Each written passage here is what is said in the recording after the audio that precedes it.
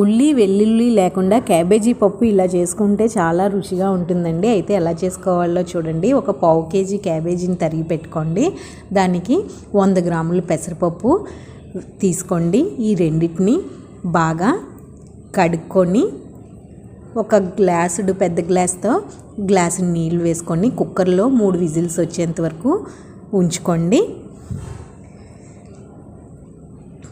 3 whistles రాగానే కుక్కర్లోంచి తీసేయండి. ఇలా ఉడుకుతుంది. ఇప్పుడు బాళీ స్టవ్ మీద పెట్టుకొని నూనె వేసుకొని కొద్దిగా ఇంగు వేసుకొని పోపులు ఆవాలు మినపప్పు ఎండుమిర్చి వేసుకొని ఈ ఉడికించిన క్యాబేజీని వేసుకొని తగినంత ఉప్పు వేసుకొని బాగా కలిపేసుకోవడమేనండి. అంతేనండి, ఎంతో సింపుల్గా రుచిగా ఉండే క్యాబేజీ పప్పు రెడీ అయిపోయినట్టే. చూడండి ఎంత బాగుందో. ఈ వీడియో కానీ మీకు నచ్చితే ప్లీజ్ లైక్ చేయండి, మా ఛానల్ని సబ్స్క్రైబ్ చేసుకోండి. Okay, thank you.